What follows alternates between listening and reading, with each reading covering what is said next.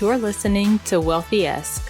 We are a community of lawyers who believe that true wealth is having control of our time. I'm Ro Thomas, and as a busy wife, mom, and big law associate, I know all too well the tension between the culture of the legal profession and pretty much everything else you want to do in life. Each week, I'm bringing you the information and tools you need to take back control of your time by reframing your mindset and managing your money to achieve lifestyle freedom. Take the first step toward regaining control of your time by downloading your free Lifestyle Freedom Starter Guide at rothomas.com/start. Hey friend, welcome back to another episode of Wealthy-esque. I really appreciate you taking time to be here with me, and I know that we are all super busy, so the fact that you take time out of your day to spend with me really means a lot. Today I want to talk about the dreaded B word in the personal finance space. That's right, I'm talking about budgeting. A lot of times, lawyers and other high-income earners feel like they don't need budgets, but I don't think that could be further from the truth. When you have a higher income, sure, you've got more wiggle room in your spending, but you also have a much greater chance of getting into some big messes. There are so many issues that can come up when we're not paying attention to our money and being intentional with our money. And if we're talking about wanting to reach lifestyle freedom, then we need to be taking steps to do that right. So we need to be mindful of the way that we're utilizing our money, which is really just a resource to get us to the ultimate goal of having control of our time. I think budgeting is super important, and I want to help you get on track with your budget. So let's talk about that today.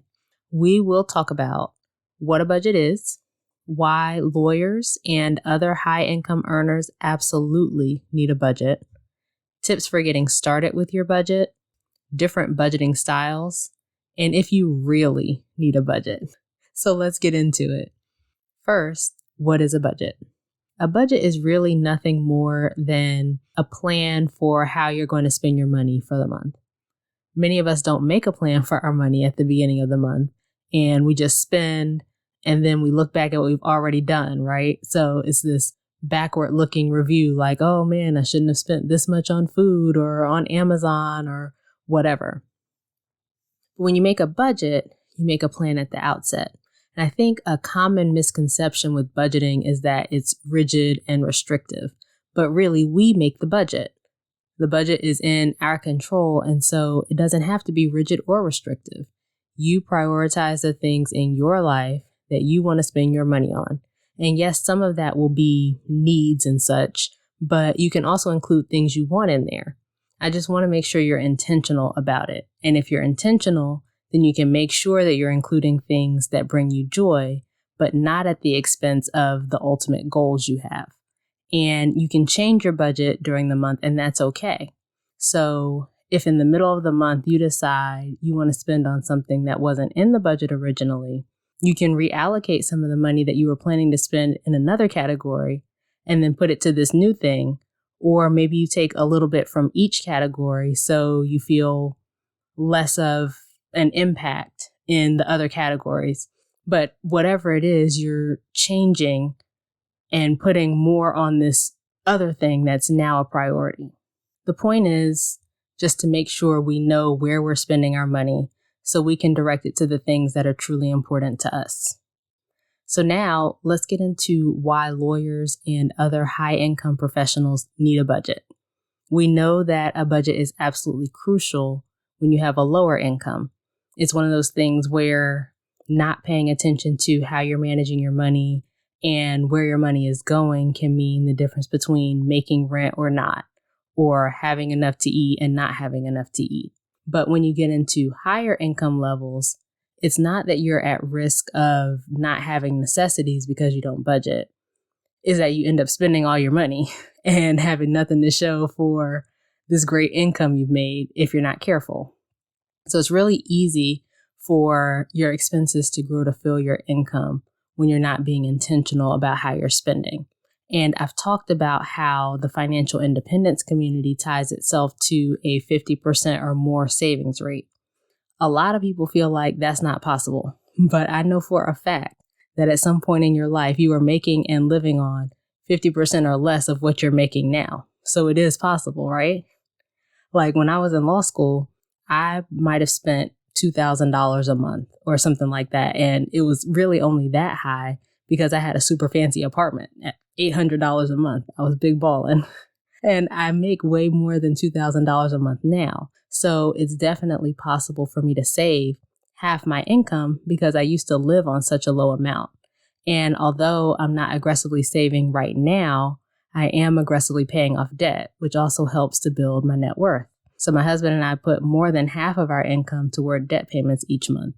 And once that's done, we can reallocate that money to saving and investing. And of course, life is a lot different now than when I was in law school. I was living by myself, whereas now I have a husband and 2 kids. So we necessarily spend more, right? But life events aren't what accounts for most people's increased spending. What typically happens is we get pay increases, and as we earn more, rather than sitting down and making a plan for what we're going to do with the additional money, we spend it.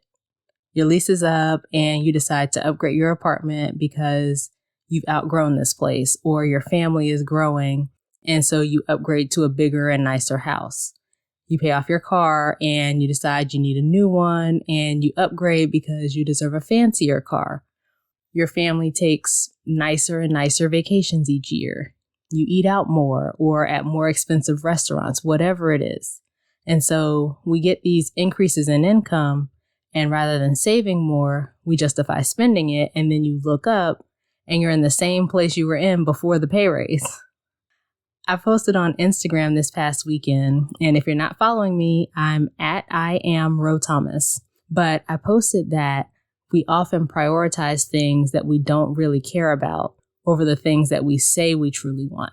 What I was talking about is the fact that many of us say we want more time with our family, or we want to work less, or whatever, but we're mindlessly spending the one resource that would allow us to reach those goals on Amazon or on eating out or the bigger house or the nicer car or whatever other stuff we think will make us happy. So let's look at it this way for a second. At the end of your life, would you wish you had more stuff or more time? I know which I would choose. And if this year has shown me nothing else, it's shown me just how short and unpredictable life is. I don't have time to waste. And that's not to say don't ever buy anything you want and eat ramen noodles and hoard all your money so you can reach financial independence and lifestyle freedom sooner. You know that's not how I roll. But I'm saying when we spend mindlessly on things that we don't even care about, then in essence, we're prioritizing these things we don't care about over things that we truly value and truly want. So that's part of why budgeting is so important. It helps you set your priorities right. Where you spend the most money is where your true priorities are. So if you show me your bank account statements and your credit card statements and even your calendar, right? Like the things that we spend the most time and money on are the things that we truly prioritize and value. And it's all good to say like, oh, I value my free time. I prioritize my family. I prioritize whatever your thing is. But do you really though? Because if the way you spend your time and the way you spend your money don't line up with that, then maybe that's something you're telling yourself because it sounds good. We all do this in some form, so it's not like you're bad if you do it or something, but we need to be intentional about setting our priorities and making first things first. That means that we are setting aside money for the things that we say are priorities from jump. And we're blocking our schedule and setting aside time for the things that we say are priorities. And go back and listen to episode 6, How to Keep Work from Taking Over Your Life as a Lawyer, if you want more tips on setting priorities with your time. But once we have our priorities set, then everything else can fit around them. Okay, switching gears, let's get into tips for starting your budget. Before we started trying to get on top of our money, we did not have a budget. We knew how much we brought home, but we didn't really know where it was going, as shown by our $670,000 of debt and our negative $342,000 net worth. And if you haven't heard that story, head over to episode 1, how $670,000 of debt changed everything. But anyway, we didn't have a budget and we didn't really know where we were spending our money. So we did a 3-month look back. So we looked at a sample budget and we categorized our spending based on the categories in there. And then we added categories where we needed to. And we looked at how much we'd spent in each category for each of those 3 months and then took the average. So that was the starting point for our budget. And we adjusted it as necessary. I think it's important to do it this way because your budget will be more realistic and you'll be more likely to stick with it. Like if you arbitrarily set $100 as your grocery budget, but you typically spend $400, then you're more likely to go over budget and get discouraged and quit. It's also helpful to do it this way because you can see where your money is actually going already, and you can make changes if you don't like what you're seeing. So if you see that you're spending $2,000 a month on average at Amazon, you can curb that.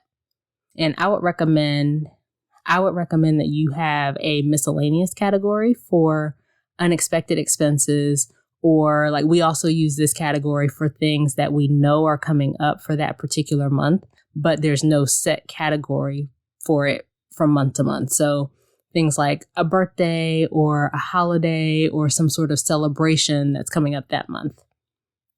The other thing is for annual or semi-annual expenses or expenses that are otherwise not monthly, we allocate a percentage of it each month in the budget. So for example, we include 1/12 the typical cost of our dog's annual exam in our monthly budget so that come annual exam time, we've already got that money ready to go. And remember, your budget can change both during the course of any given month and over the years.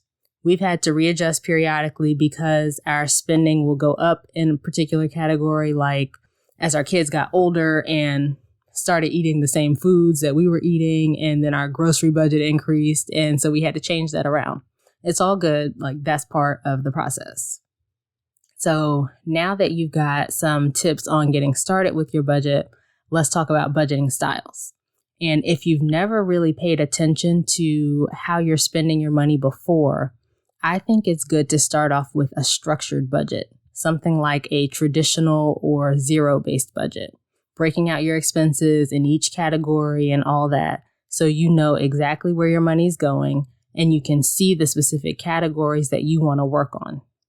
The traditional budget is the most common, or maybe the most well-known kind of budget. It's where you list out all of your income from any source, and then you list your expenses in all the categories. And so you've got your housing and your transportation and groceries and gas and whatever other expenses all set out in an itemized list. And then you can decide from there where you may want to cut back on some expenses or reallocate money from one category to another, etc. Another structured budget is the zero-based budget. In this type of budget, you give every dollar a job, so you have no cash left over at the end of the month. Every single dollar you bring in that month is allocated to something, whether that's expenses or savings or debt payments or whatever. And this is how my husband and I budget our money. We put all of our income at the top, and then we have categories for each of our expenses, similar to the traditional budget. And we put in at the beginning of the month how much we expect to spend in each category, including how much extra we plan to pay on our loans. At the end of the month, we look at how much we have left over in each of the categories, and we add every extra dollar to the amount we originally allocated to the extra payment category, and then make a large payment on our loans. And sometimes, let's be honest, right, we go over in some of the categories, and so we end up having to pay a little less than the amount we were originally planning to pay extra on the loans. I will say we also keep a buffer of a couple $1,000s in our checking account So it's not that our checking account is getting down to zero every month.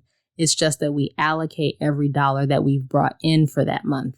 And the zero-based budget has really helped us make huge progress on paying off our debt because every single dollar that isn't spent goes to paying off our loans. So that's the zero-based budget, which is a structured budget like the traditional. Now, as some people get more comfortable with their money and they know more about their spending habits, they may opt for a less structured budget. When you've already done that groundwork and you know how much you spend on groceries and how much you spend on Amazon and how much you spend on clothes and all that kind of stuff, then you can probably afford to relax a bit on the budget. I have to admit, though, I'm super type A. So even though we have a good handle on how much we spend in each category each month, I'm still rocking with the zero-based budget. But many of us are not doing a budget at all. So we don't know where our money is going in the first place. And if that's you, I would not recommend the budgeting styles I'm about to tell you about. Okay, so first up are proportional budgets. One of the most popular is the 50-30-20 budget, where you allocate 50% of your income to your needs, and then another 30% to your wants and 20% to your savings. And there's an even simpler version of this, the 80-20 budget, where you just say 80% of your money's going to expenses and 20% to savings. And that's what I mean when we're talking about budgets that are less detailed as you get a handle on where your money's going. This might be more helpful for somebody who doesn't want as much structure, but I do think there's value in doing something like a traditional budget or a zero-based budget to begin with so you know how much you're spending. Like if I just say 80% of my money is going to expenses and 20% to savings, but I don't address the fact that I'm spending $2,000 on Amazon every month, then that's not going to help me. Breaking out all your expenses and seeing where the money's going helps you to restructure your spending so your spending's more in line with what you want for your life. Another of these loose budgets is the anti-budget. And basically, you pull out whatever amount you want to save, and then you spend the rest however you want. And just like with the proportional budget, it's one of those things where you really need to have a handle on how much you're spending and where your money's going already before you do something like an anti-budget. Because again, if you don't know that you're spending $2,000 a month on Amazon, then you're not going to make as much progress on your goals as you could, because that's probably an expense you want to correct, right? So if you don't know that you're spending that much because you just spend however you want to, then it's hard to correct that going forward and to redirect the money to the things that you care about, like putting money toward paying down your debt, which helps you get back control of your time, or putting the money into investments or into savings for your kids, or whatever your priorities are.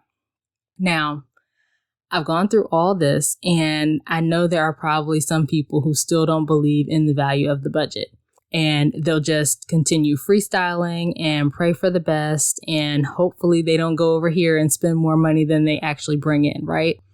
But honestly, not having a budget is probably why 78% of Americans are living paycheck to paycheck, including 25% of Americans who make $150,000 or more. When we don't have a plan for how we're spending our money, when we don't know where it's going, it's very easy to overspend. And when you have a lot of money coming in, you might not realize that you're living paycheck to paycheck. But if you're spending next month's money to pay for this month's expenses, you'd be in a world of hurt if you lost your job and didn't have money coming in next month. So I want you to be mindful of where you're spending and what you're spending on, and making sure that you're not spending more than you're actually bringing in. So you're not going into debt or living paycheck to paycheck, and making sure that the money that you're spending is aligned with what you really want in life. Again, that all comes with planning. And it's really hard to reach a goal like financial independence or lifestyle freedom if we're not being intentional with our money. Wealth is built in the gap between our income and our expenses. But for many of us, the gap is tiny or non-existent. For some people, the gap is negative, right? Because their expenses outpace their income. And it's no secret that in fields like law, we are prone to conspicuous consumption and keeping up with the Joneses and all that. Like you see your colleagues and your friends buying these things or doing those things, and you feel like you should be buying these things and doing those things as well. And people say all the time, I work hard, I deserve it. And that might be true, but I feel like I deserve to have something to show for all the time that I put into my career besides a bunch of stuff that I might not even use or care about anymore. There's this quote I love that says, don't sacrifice what you want most for what you want now. And it's so powerful because I think that's exactly how many of us live our lives. We're going for what we want right now and not thinking about what we want in the future. So if we're talking about achieving lifestyle freedom and regaining control of our time, it means that we have to make consistent, intentional decisions about how we're going to spend our money and the lifestyle that we're going to live, and changing the way we think about our money and what success looks like.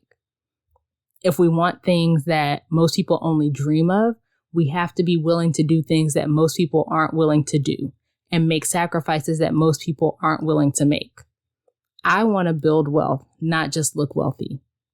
I think that a high level of income supports a high level of spending, and it can lull us into this like false sense that we're wealthy or that we're well off. But then you take a good look at your finances the way my husband and I did, and you realize, oh, actually, I'm broke. Like I have a negative net worth, literally no money. So for me, ultimately, it's not about the money or being able to say I'm wealthy. It's about the goals that I have and the freedom that managing money well can provide. So anyway, I went off on a bit of a tangent there, but I really want to emphasize how important I think the budget is. So let's recap. Number 1, a budget is a plan for how you will spend your money each month. It's not restrictive because you control it. You can put wants in along with your needs. Number 2, lawyers and other high income earners absolutely need a budget because although a high income gives you a lot of wiggle room in your spending, it also opens the door for really big messes. Plus, you don't want to look up and have nothing to show for all the money you've made. Number 3, when starting a budget for the first time, it's helpful to do a 3-month look back to get a good baseline for your spending in each category. Don't forget miscellaneous expenses and annual, semi-annual, or otherwise not monthly expenses. Number 4, structured budgets like the traditional and zero-based budgets are best for people who are just starting out and don't know where their money's going. Looser budgets like proportional budgets and the so-called anti-budget are better once you've already gotten a handle on where you're spending your money. Number 5, 78% of Americans are living paycheck to paycheck, including 25% of Americans making $150,000 or more. It's easy to overspend when we're not being intentional. Don't sacrifice what you want most for what you want now. That's it for this episode. Join me on over in our private Facebook community, the Wealthy Yes community. I'd love to talk further about how we can use our budgets to get us closer to the control we want. Head to rothomas.com/community. If you got value from today's episode, please share with a friend or two you think would also benefit. And if you share on social media, make sure you tag me at @IamRoThomas on Instagram, Facebook, and Twitter. Also, go ahead and subscribe to the show on whatever platform you're listening on so you'll be notified when new episodes are released. And if you're so inclined, please leave me a written review. As we close out, friend, I pray that you get clarity on what you're truly prioritizing in life. I pray that you will review your spending, weed out the things that you don't want there, and begin to align your spending with your values to reach your ultimate goals. And as always, I pray that you will continue to take steps to regain control of your time, build wealth, and live the life of freedom and choice you deserve. Talk to you later.